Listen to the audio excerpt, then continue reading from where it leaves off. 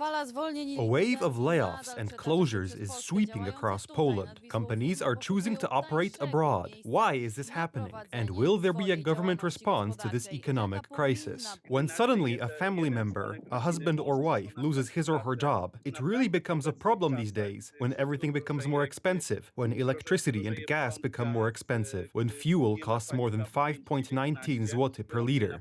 This is a protest of railway workers, whose fate is shared by other laid-off workers in Poland. This time, nearly 1,800 workers of the Beko company in Łódź and Wrocław joined this map of layoffs. What is going on?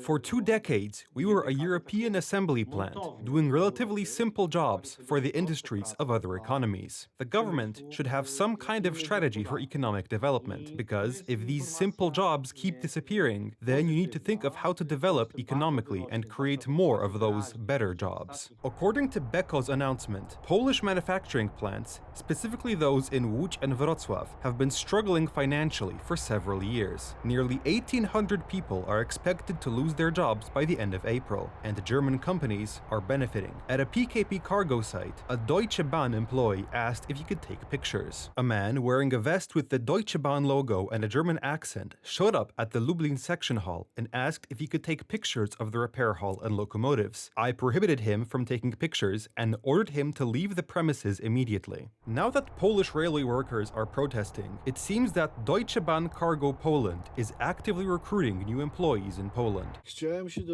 Good morning. I'd like to know if your company is currently recruiting for the position of machinist. Please wait a moment. In order to contact you, should I send you my resume by email? Yes, exactly. Maybe it's not that the situation is bad. It's just a matter of restricting PKP cargo, of dismantling it, in order to open the possibility for a German carrier to enter the Polish market. We know that for years, German railways have wanted to enter the Polish market. It is an extremely lucrative opportunity for German companies. The authorities blame the previous government for the current situation in the state-owned company. And, unfortunately, there still doesn't seem to be any sort of strategy for economic development. Edyta Hołdyńska, Republika.